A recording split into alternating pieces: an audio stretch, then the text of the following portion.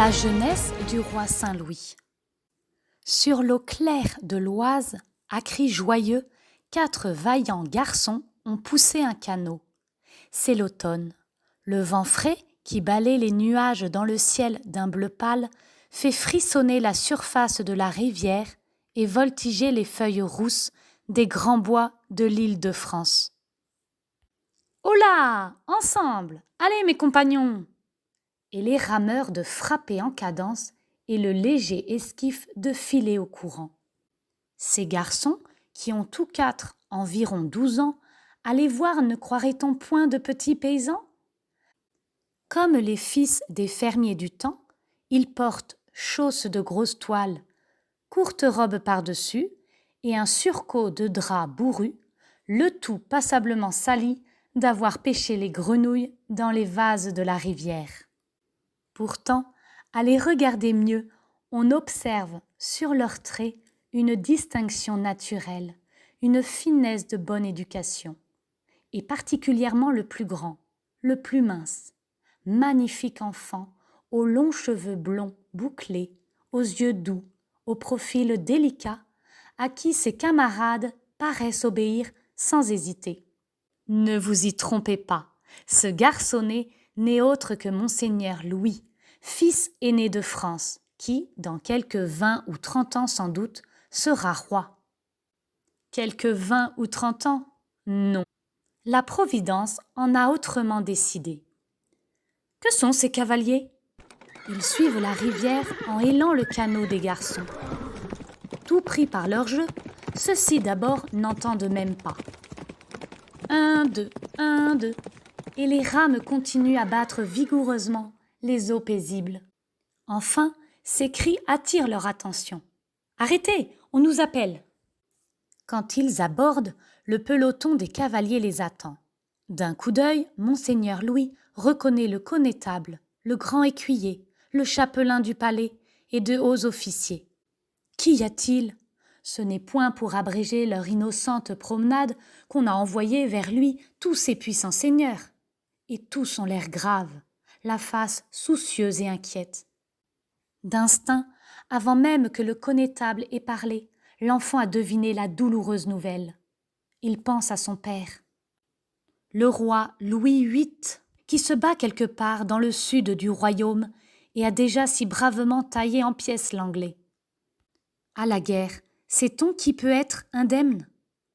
Monseigneur mon père ? Interroge-t-il. Rapide, il a repris sa cotte demi-longue de drap fin, serrée d'une cordelière de soie et d'or, son manteau écarlate, doublé de petits gris, qu'il avait posé à terre avant de sauter dans la barque. Rien qu'à la façon dont ces hommes s'inclinent devant lui, il a compris. Non pas au combat, mais d'une maladie étrange, d'une fièvre inconnue, et certains diront peut-être du poison. Le roi Louis VIII est mort en traversant l'Auvergne à l'âge de 36 ans. On est à l'automne 1226. Un nouveau règne va commencer. Alors, sautant lestement sur son cheval que les hauts seigneurs lui ont amené, le jeune garçon prend le galop. Il a hâte d'atteindre le bourg de Poissy, où madame sa mère, la reine Blanche de Castille, doit être, pense-t-il, en grand chagrin. Mais quand il arrive devant elle, il ne la trouve pas en larmes. Son fier visage d'Espagnol est tendu, ravagé, mais pas un pleur ne s'y voit. Depuis le moment où le messager noir lui a remis la nouvelle, elle prie dans la chapelle. Monseigneur Louis s'élance vers elle, ses bras d'enfant tendus, mais la reine blanche esquisse une révérence. « Monseigneur, dit-elle d'une voix ferme, le roi est mort, vous voici roi. Souvenez-vous désormais de vos devoirs. » 3 semaines plus tard, à Reims, dans la chapelle de l'archevêché. La nuit épaisse n'est trouée que par les flammes clignotantes des cierges. Le silence est total. Monseigneur Louis est seul. La règle veut que celui qui va être adoubé, c'est-à-dire fait chevalier, passe seul en prière la nuit entière pour méditer sur les obligations qu'il va accepter. La veille au soir, le plus digne des chevaliers, un des plus valeureux combattants de l'armée, lui a rappelé la gloire de sa famille et les exemples que ses ancêtres lui ont légués.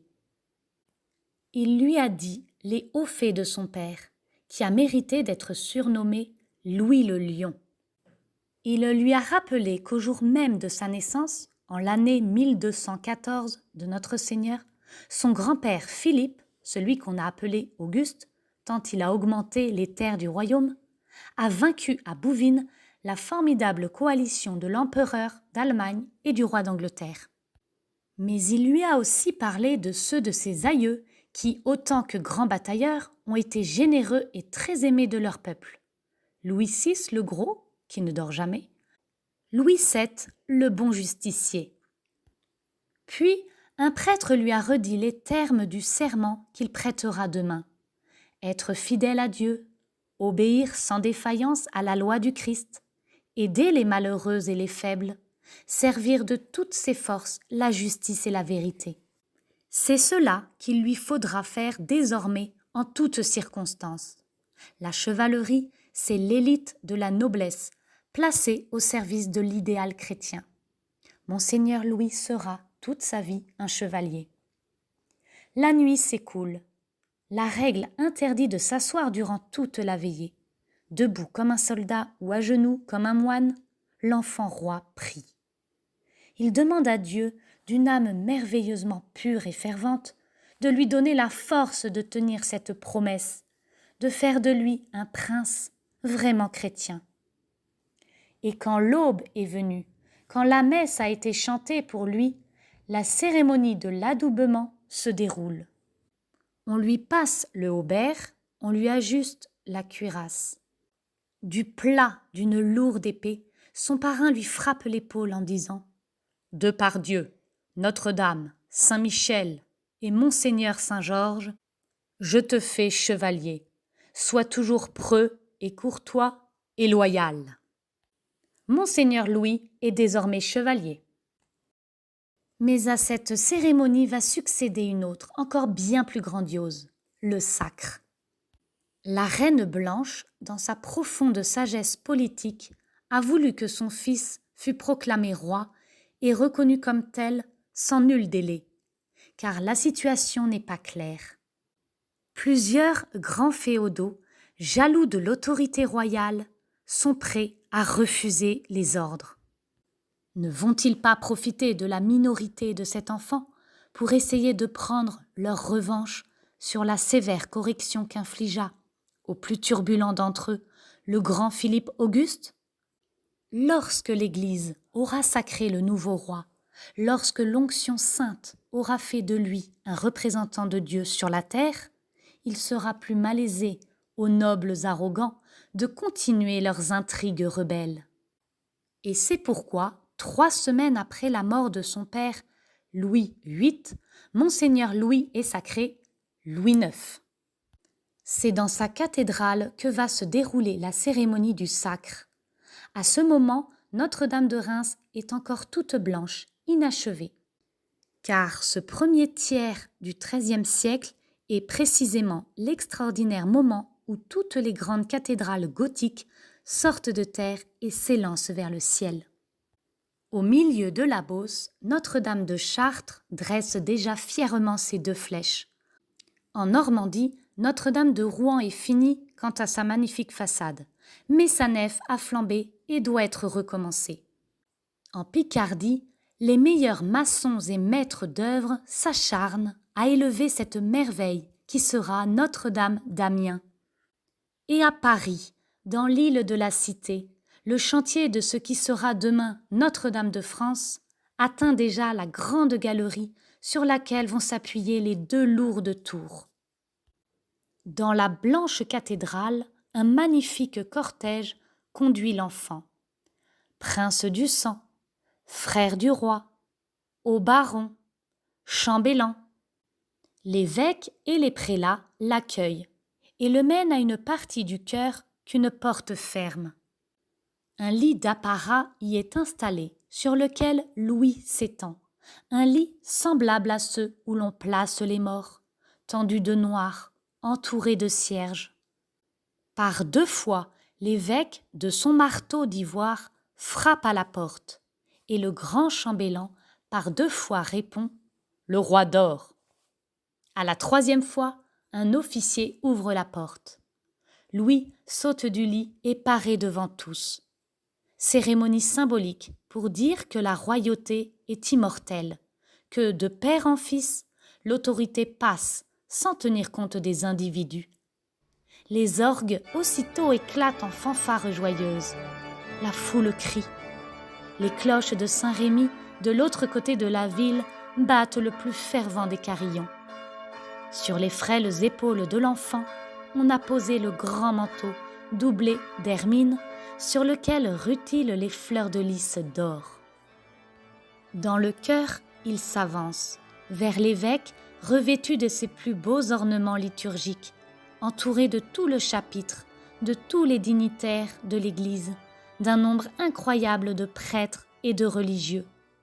Un prêtre tend à Monseigneur Jacques de Soissons la sainte ampoule dont on assure que lors du baptême de Clovis, un ange l'apporta du ciel.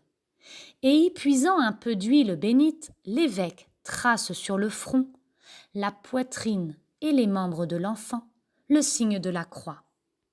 Aussi est-il manifesté à la face de tout le peuple assemblé que c'est au nom du Christ, selon la loi de son évangile, que le nouveau roi devra gouverner son royaume. Louis IX, le futur Saint-Louis, ne l'oubliera jamais. Et maintenant que nous l'avons vu dans la gloire de son couronnement, dans la jeune majesté de l'héritier d'un des plus beaux royaumes qui soit sur terre, considérons-le autrement. Comme le petit garçon qu'il est encore et à qui sa mère, la parfaite Blanche de Castille, va, durant des années, apprendre à se conduire en vrai chrétien. Si Saint Louis sera le modèle des princes chrétiens, c'est parce que sa mère aura été, durant toute son enfance, le modèle des mères et des éducatrices. Et jusqu'à sa mort, rendant hommage à celle qui lui avait donné plus que la vie même, le grand roi aima répéter qu'il lui devait tout. Tout ce qu'un enfant bien élevé doit faire, regardez Saint Louis l'accomplir. À l'étude, il s'applique avec un zèle joyeux.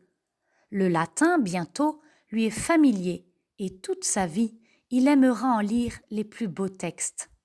Il connaît l'écriture sainte, les plus grands pères de l'Église, les vies des saints, et il n'ignore rien de l'histoire de ses ancêtres.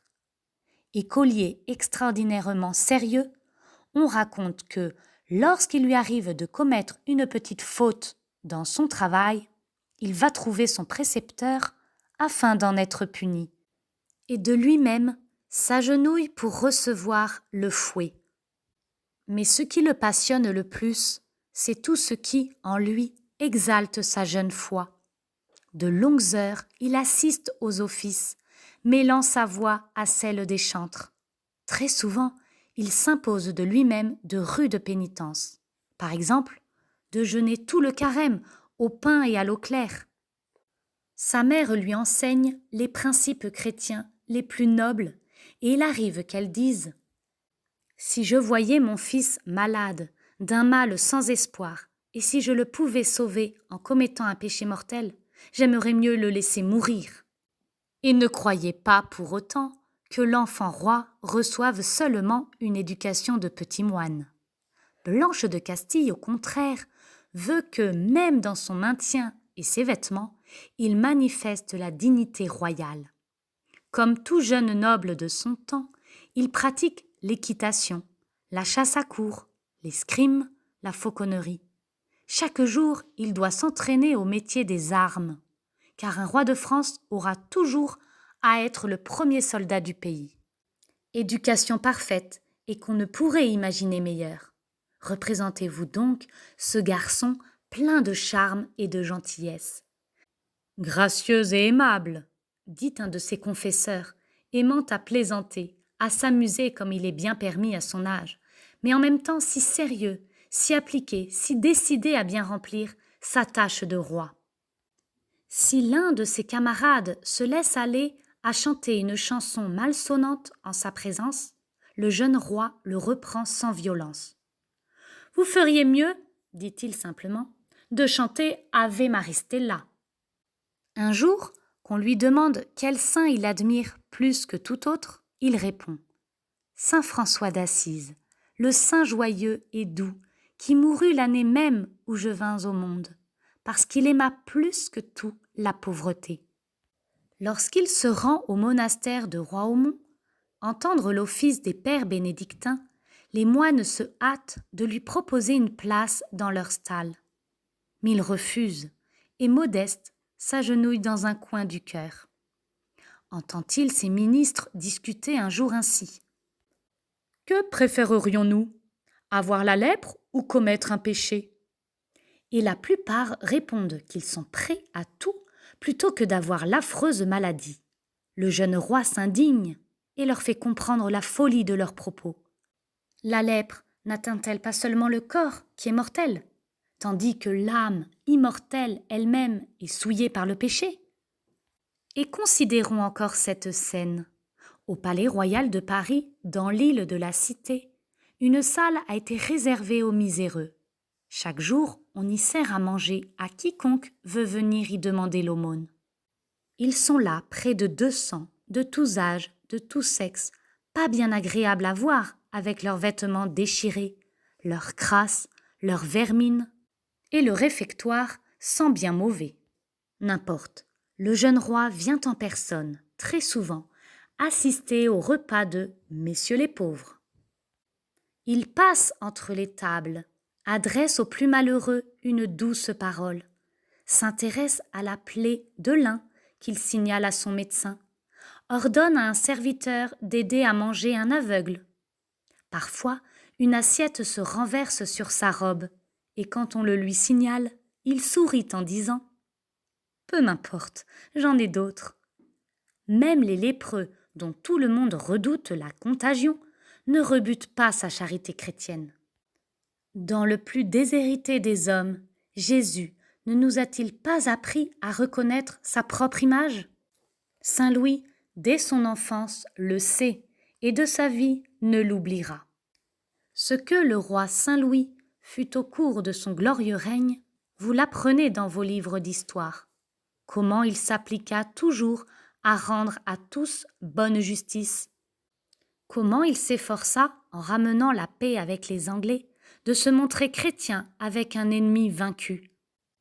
Comment il administra si humainement son royaume qu'à sa mort, une chanson populaire exprima la douleur unanime des Français. Et vous connaissez ces 2 nobles croisades, et à sa mort à Tunis, volontairement gisant sur un lit de cendres et murmurant dans son agonie « Jésus, Jésus ». Ce que Saint Louis fut, c'est à son éducation, à la formation de sa jeunesse qu'il le dut, pour la plus grande part. Sans Blanche de Castille, Louis IX eût-il été saint ? Et sans les vertus chrétiennes développées dans sa jeune âme, eût-il été le roi parfait que la France entière vénéra ? Un jour que Louis, alors âgé de 15 ans à peine, rentrait d'Orléans vers Paris, une troupe de barons rebelles essaya de s'emparer de lui. Mais, averti du complot, le roi eut le temps de se jeter avec les siens dans la place forte de Montlhéry où ils se retranchèrent. Une estafette fut envoyée à la capitale pour demander aide. La reine fit publier le danger que courait son fils. Et aussitôt, les milices populaires s'armèrent. Les curés firent sonner le tocsin à toutes les églises. « Dieu sauve le roi ! Dieu sauve le roi !» Le cri unanime jaillit et se transmet de village en village. Toute l'île de France est debout pour se porter à l'aide de son maître. Même les plus humbles paysans se mettent en route avec faux ou fourches. Devant pareille riposte, les rebelles déguerpirent. Et quand le jeune roi reprit la route de Paris, tout au long, il fut accompagné par son peuple enthousiaste, qui remerciait Dieu de l'avoir sauvé de ce péril. À 15 ans, par le rayonnement de ses vertus, Louis était déjà aimé comme un saint.